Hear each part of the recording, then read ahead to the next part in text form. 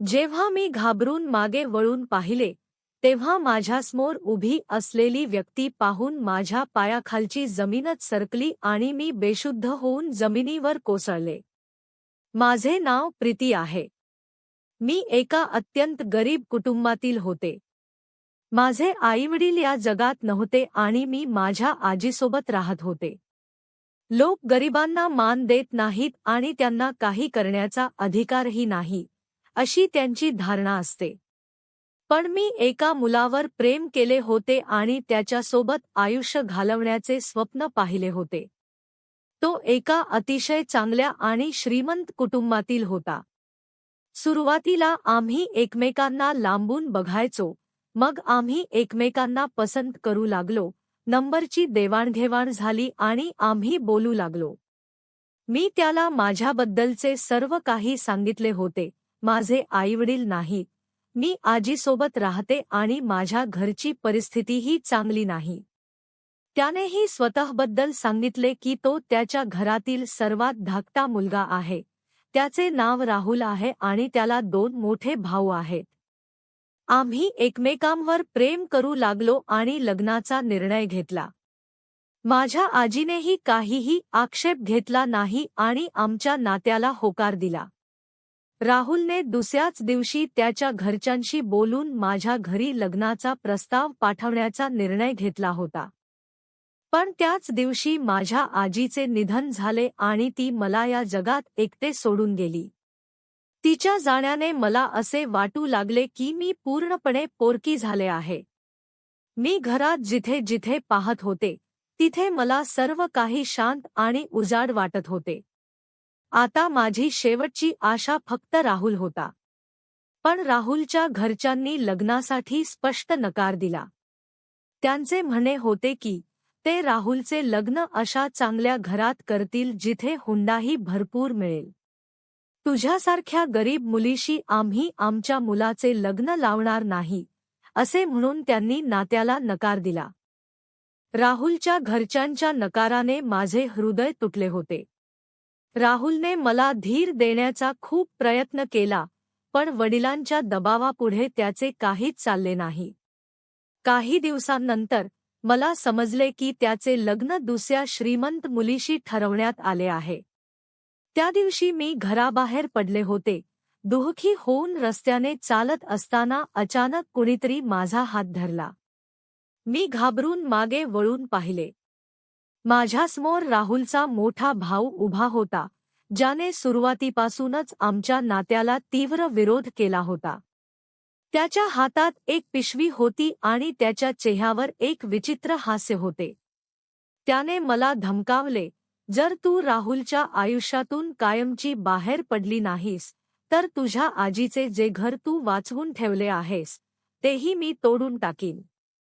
मी स्तब्ध झाले होते. राहुलचे घरचे माझ्या प्रेमाचा इतका तिरस्कार करतील असे वाटले नव्हते. मी धाडसाने त्याच्या डोळ्यात डोळे घालून पाहिले आणि शांतपणे उत्तर दिले, तुम्ही माझे घर पाडू शकाल, पण राहुलचे माझ्यावरील प्रेम नाही. जर राहुलचे प्रेम खरं असेल, तर तो मला सोडून येणार नाही. त्याच्या चेहऱ्यावरचा राग पाहून मी घाबरले होते, पण त्याच क्षणी कोणाच्या तरी जोरात चालणाऱ्या पावलांचा आवाज आला. तो राहुल होता. तो धावत माझ्याकडे आला. त्याने त्याच्या भावाचा हात झटकला आणि मला सावरले. राहुलने त्या दिवशी ठाम निर्णय घेतला होता. त्याने त्याच्या कुटुंबाचे सर्व अधिकार आणि संपत्ती नाकारली. त्याने मला सांगितले, प्रीती, माझ्याकडे संपत्ती नसेल, पण मी तुला आयुष्यभर साथ देण्याचे वचन देतो. राहुलने घर सोडले. आम्ही साध्या पद्धतीने मंदिरात लग्न केले. आज आम्ही दोघेही लहानशा खोलीत राहतो, खूप कष्ट करतो, पण आम्ही दोघेही एकमेकांसोबत खूप आनंदी आहोत. गरिबीचे दुःख आता राहिले नाही, कारण आता माझ्या आयुष्यात राहुलची साथ आणि माझ्या आजीचे आशीर्वाद आहेत.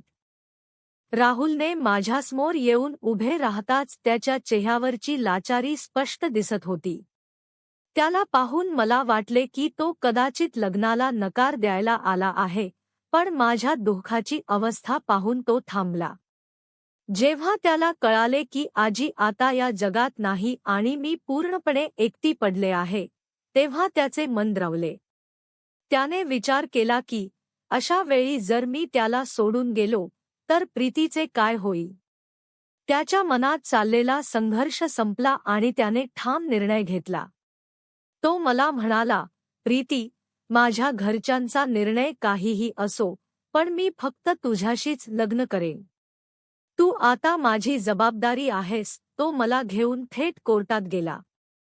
तिथे त्याने आपल्या काही मित्रांना साक्षीदार म्हणून बोलावले आणि आम्ही कायदेशीररित्या विवाह केला.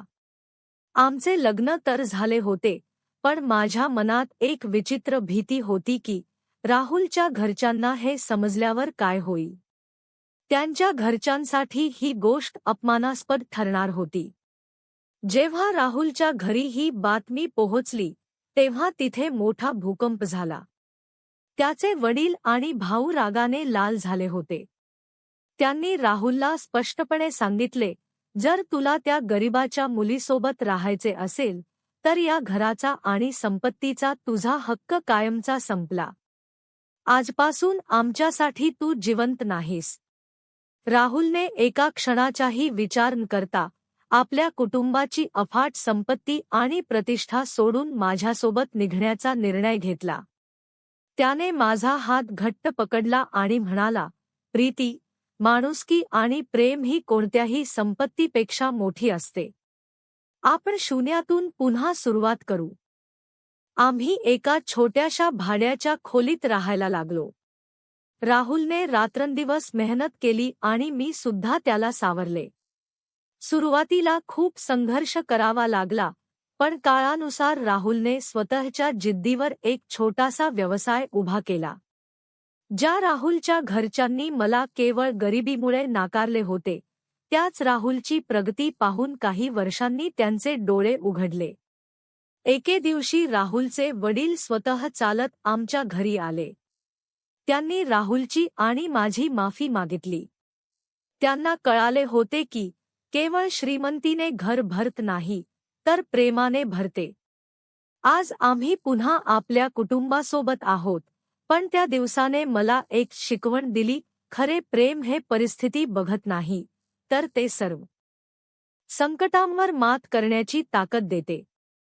ही कथा वाचून तुम्हाला कसे वाटले?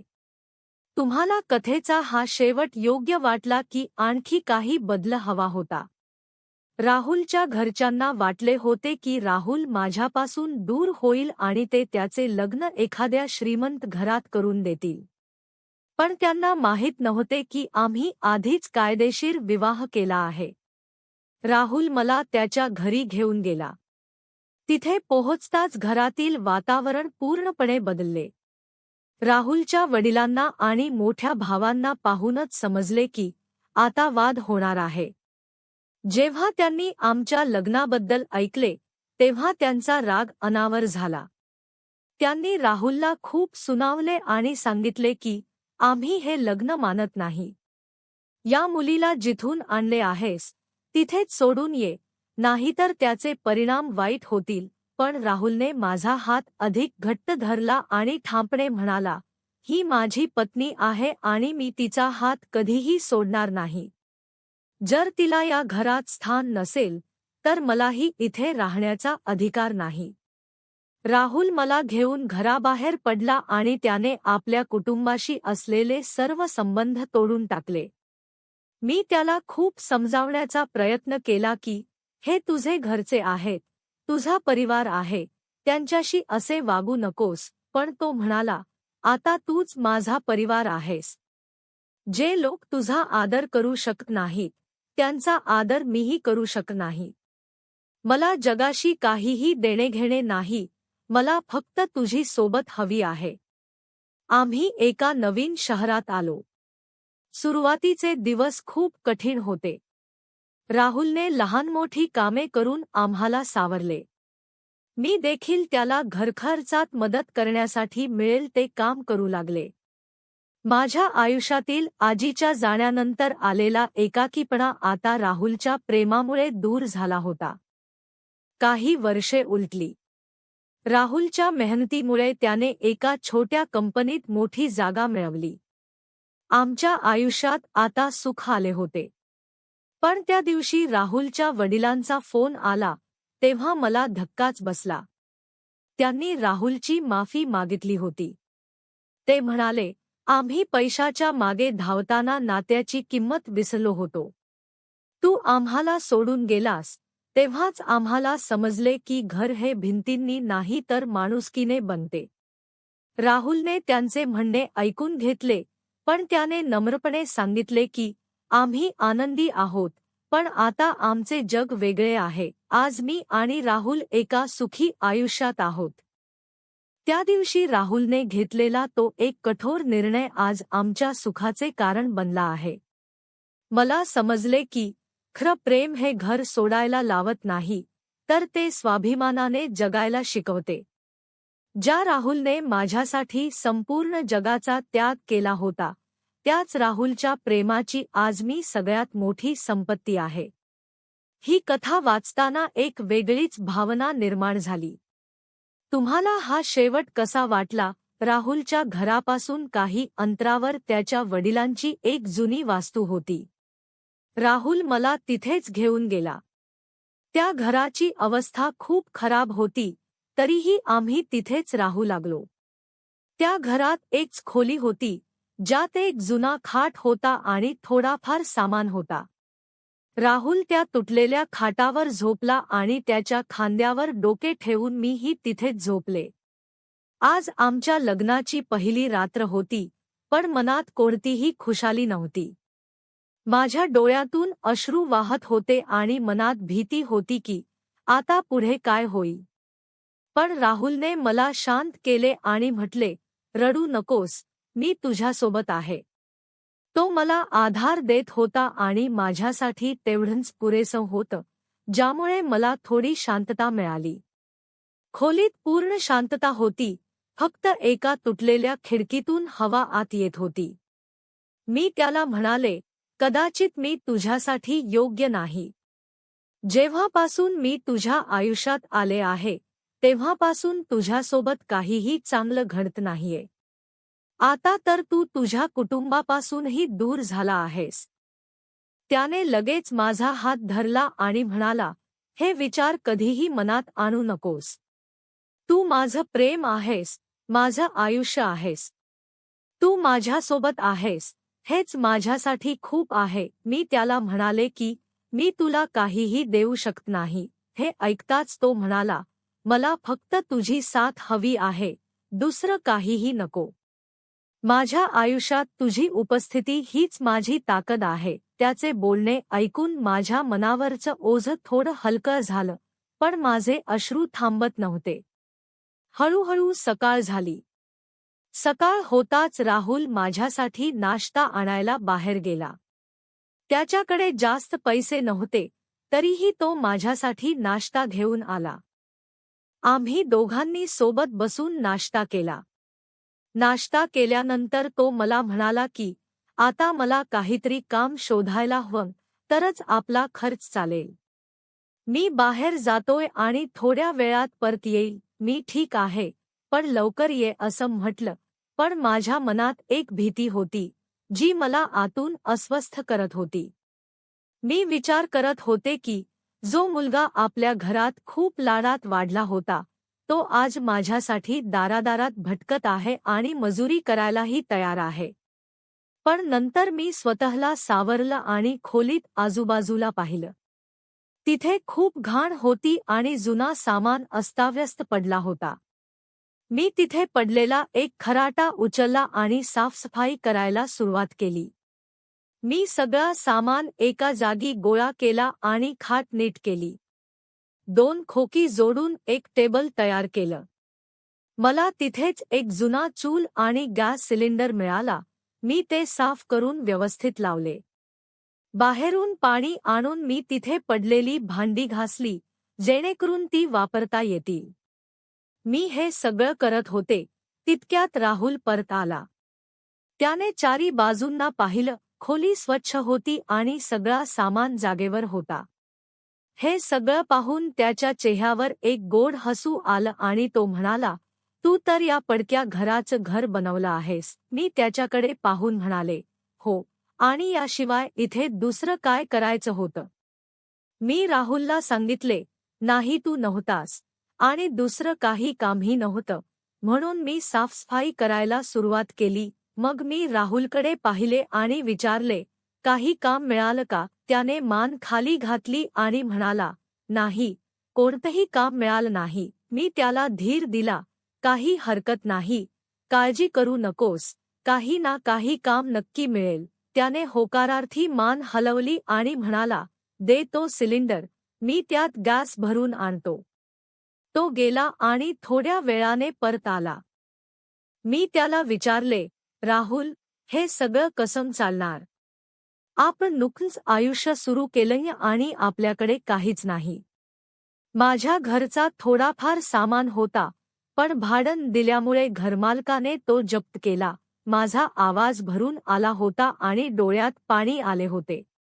तो माझ्या जवळ आला आणि फुलासारख्या नाजूकपणे त्याने माझा चेहरा दोन्ही हातात धरला. आपल्या बोटांनी माझे अश्रू पुसत तो म्हणाला, सामानाने काय होतं.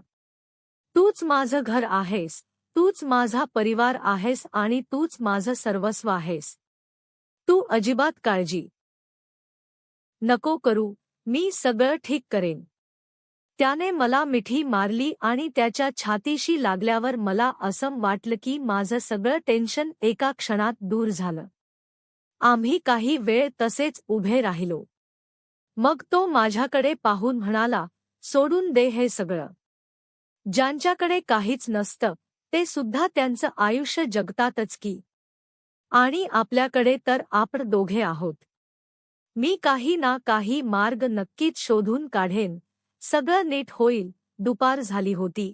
राहुल बाहेरून जेवण घेऊन आला आणि आम्ही दोघांनी शांतपणे एकत्र बसून जेवलो. जेवण झाल्यावर राहुल थोडा वेळ आराम करायला बसला होता, पण त्याच्या डोक्यात काहीतरी वेगळं चाललं होतं. त्याने ठरवलं होतं की आता तो मागे हटणार नाही. त्याने खिशातून एक जुना कागद काढला, जो त्याने आधीच जपून ठेवला होता. त्यात काही लोकांशी संपर्क साधण्याचे पत्ते आणि नंबर होते. त्याने मला सांगितलं, प्रीती, हे बघ, मी एका मित्राला फोन केला होता. तो शहराच्या दुसऱ्या भागात एका फॅक्टरीत मॅनेजर आहे. उद्या सकाळी आपण तिथे जाऊ, कदाचित तिथे आपल्याला हक्काचं काम मिळेल. त्याची ही जिद्द बघून माझं मन पुन्हा एकदा भरून आलं. गरिबी असली तरी आमच्या स्वप्नांची झेप खूप मोठी होती. आम्ही दोघेही एका स्वप्नाकडे वाटचाल करत होतो, एक अशा घराची स्वप्न, जिथे भीती नसेल, फक्त आमचा दोघांचा संसार असेल. जेवण झाल्यावर राहुल म्हणाला, मी माझा लॅपटॉप आणि फोन घेऊन येतो, मला काहीतरी काम करायचं आहे. हळूहळू वेळ निघून जात होती. कधीकधी राहुलच्या आईचा फोन येत असे. राहुल हा आईचा लाडका आणि धाकटा मुलगा होता, त्यामुळे ती त्याला खूप प्रेम करायची आणि नेहमी फोन करून विचारायची. तिने त्याला घरी परती येण्यासाठी अनेकदा सांगितले, पण राहुलच्या मोठ्या भावांच्या वागणुकीमुळे राहुलने घरी परतण्यास स्पष्ट नकार दिला होता. तरीही तो आईशी बोलत असे. परिस्थिती बदलत होती आणि अशी वेळ आली की राहुलकडे पैसे पूर्णपणे संपले होते. आम्हाला दोघांनाही काही सुचत नव्हते. तेव्हा माझे लक्ष माझ्या कानातील सोन्याच्या कुड्यांकडे गेले, ज्या माझ्या आजीने मला दिल्या होत्या. मी हिम्मत करून राहुलला सांगितले, हे घे आणि या कुड्या विकून टाक, काही दिवस आपला खर्च भागेल. पण त्याने स्पष्टपणे नकार दिला आणि म्हणाला, नाही, मी तुझी कोणतीही वस्तू विकू देणार नाही. मी काही ना काही मार्ग शोधून काढेन, तुला हे करण्याची काहीच गरज नाही. आम्ही या विषयावर बोलत होतो, तितक्यात अचानक दरवाजा उघडला आणि राहुलची आई आत आली. राहुल धावत जाऊन आईच्या गळ्यात पडला. त्यानंतर तिने माझ्याकडे पाहिले आणि माझ्या जवळ आली. ती माझ्या जवळ आली आणि तिने माझे हात हातात घेतले. तिच्या डोळ्यात प्रेम आणि थोडे दुःख होते. तिने हळूच माझ्या कानातल्या कुड्यांकडे पाहिले आणि नंतर राहुलकडे पाहून म्हणाली, बेटा, तुला काय वाटलं? तू घर सोडून गेलास तर मला कळणार नाही. आज मी इथे एका मोठ्या हेतूने आले आहे. राहुलने विचारले, आई, तू इथे कशी? तेव्हा तिने सांगितले की राहुलचे वडील आणि भाऊ त्याच्याशी रागवलेले असले तरी तिचे आईचे हृदय हे सारं सहन करू शकले नाही. तिने राहुलच्या वडिलांना न सांगता स्वतःची काही पुंजी सोबत आणली होती, जी तिने राहुलच्या हातावर ठेवली. ती म्हणाली, हे पैसे माझ्या मुलाच्या स्वाभिमानासाठी आहेत. कुड्या विकण्याची वेळ माझ्या सुनेवर येऊ नये म्हणून आहेत. माझ्या डोळ्यात आनंदाश्रू आले. राहुलची आई आम्हाला स्वीकारायला आली होती. ही आमच्यासाठी सर्वात मोठी गोष्ट होती. पण तिने एक अट ठेवली होती, राहुल, तू घरी परत येण्याची गरज नाही. पण तू स्वतःच्या पायावर उभा राहिल्यावर आम्ही सगळे पुन्हा एकदा एकत्र नक्की भेटू. राहुलच्या आईचे हे रूप पाहून आमचा आत्मविश्वास द्विगुणित झाला. त्यांनी, सासूबाईंनी, प्रेमाने माझ्या डोक्यावरून हात फिरवला आणि राहुलला काही पैसे देत म्हणाले, बेटा, तू काळजी करू नकोस. तुझी आई अजून जिवंत आहे. राहुलने सुरुवातीला ते पैसे घेण्यास नकार दिला, पण आई म्हणाली, बेटा, असं काय बोलतोस? आमचं जे काही आहे ते तुझंच तर आहे. तू अजिबात परेशान होऊ नकोस. मी तुझ्या वडिलांशी बोलेन आणि सगळं ठीक होईल.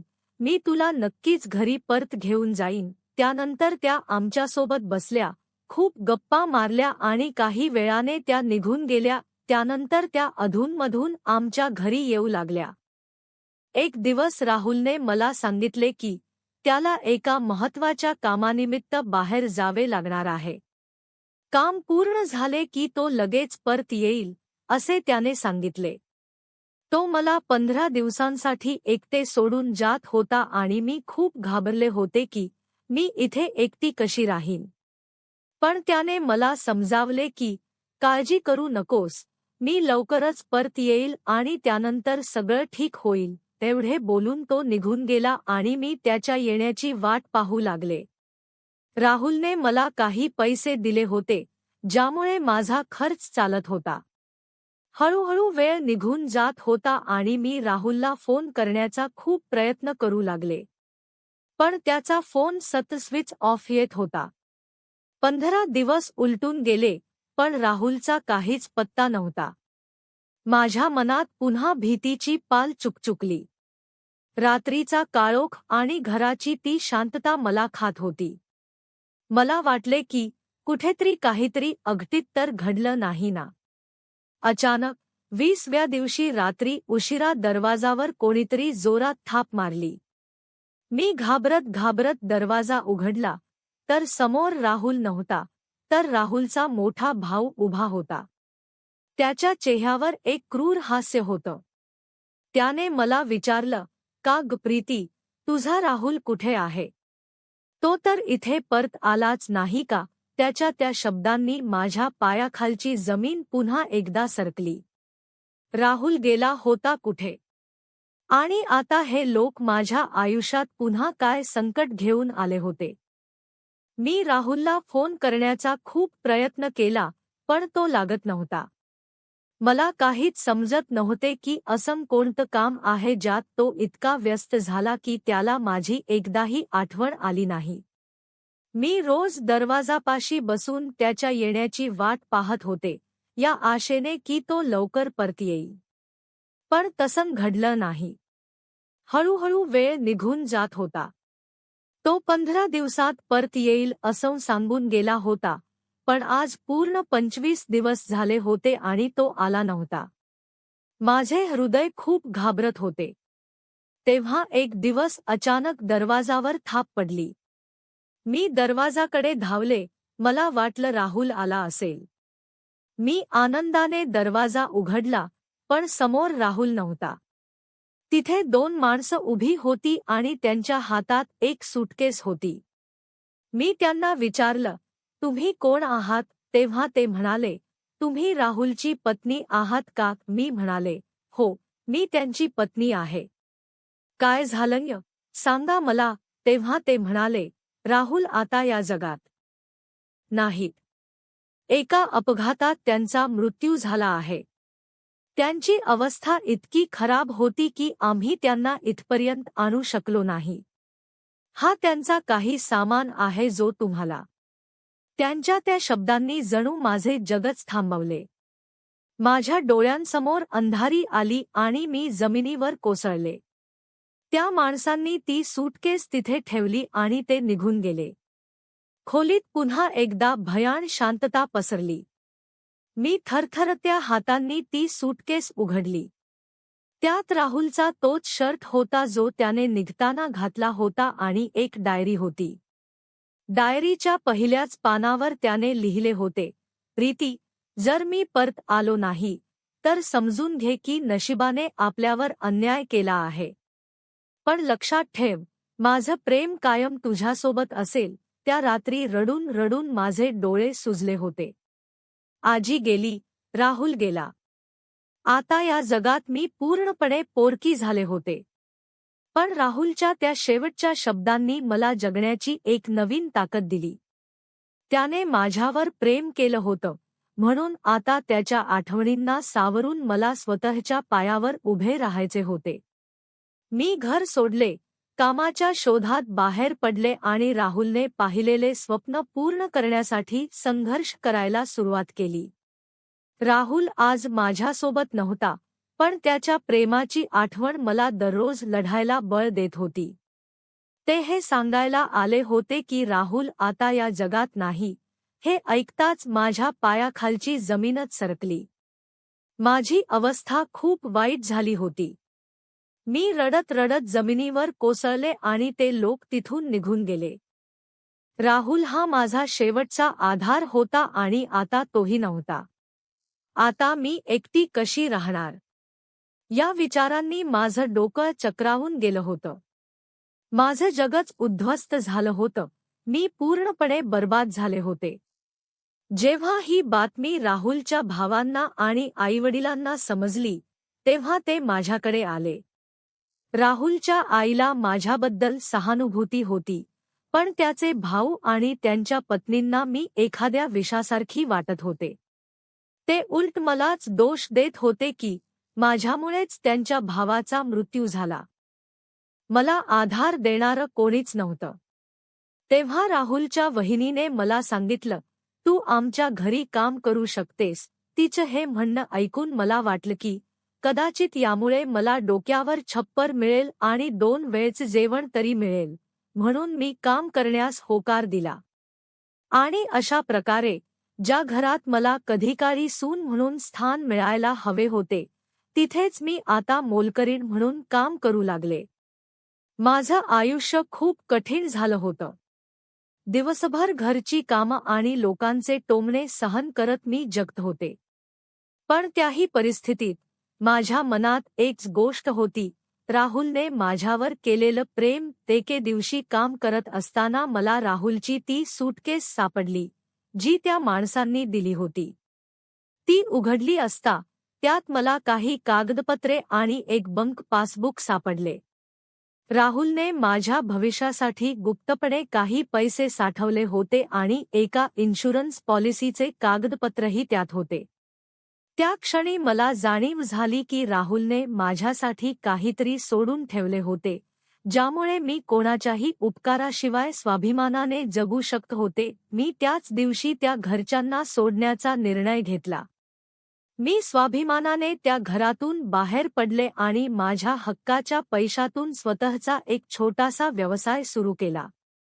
आज मी कोणाची नोकर नाही, तर स्वतःची मालकीण आहे. राहुल जरी शारीरिकदृष्ट्या माझ्यासोबत नसला, तरी त्याने दिलेला तो आत्मविश्वास आणि स्वाभिमान मला दररोज नवी दिशा देत होता. राहुलच्या जाण्यानंतर माझे आयुष्य पूर्णपणे बदलले होते. ज्या आयुष्यात आधी हास्य होते, तिथे आता फक्त शांतता पसरली होती. आता मी राहुलच्या भावाच्या घरी त्यांच्यासोबत राहायला गेले होते, कारण माझ्याकडे जाण्यासाठी दुसरी कोणतीही जागा नव्हती. मी पूर्णपणे एकटी पडले होते. माझे आईवडील आधीच या जगात नव्हते आणि राहुल हेच माझे सर्वस्व होते. त्याच्या जाण्याने माझे संपूर्ण जगत संपल्यासारखे वाटत होते. सुरुवातीला मला वाटले होते की राहुलचे भाऊ आणि वहिनी मला आधार देतील, कारण मी त्यांच्या भावाची पत्नी होते. पण हळूहळू मला समजू लागले की मी त्या घरात कोणाची तरी सून किंवा नातेवाईक म्हणून नाही, तर एका ओझ्यासारखी राहत आहे. राहुलच्या वहिनी माझ्याकडून खूप काम करून घेत होत्या. त्यांनी मला कधीही माणूस म्हणून वागणूक दिली नाही.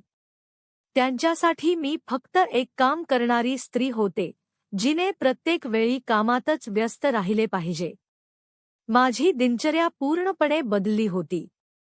मी पहाटे अंधार असतानाच उठायचे. सर्वात आधी अंगण झाडून काढणे, मग पाणी भरणे, चूल पेटवणे, सर्वांसाठी चहा बनवणे आणि त्यानंतर भांडी घासणे, कपडे धुणे ही माझी रोजची कामे झाली होती. त्या घरातील लोकांसाठी मी फक्त एक दासी होते.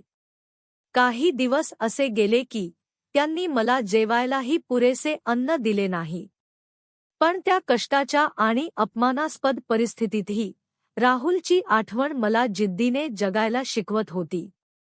मला वाटायचे, जर मी इथेच संपले तर राहुलचे माझ्यावरचे प्रेम व्यर्थ जाईल. त्या घरच्यांच्या टोमण्यांपेक्षा मला राहुलच्या प्रेमाची आठवण जास्त ताकद देत होती. मी मनाशी ठरवले की मी कायम अशीच गुलामी करणार नाही.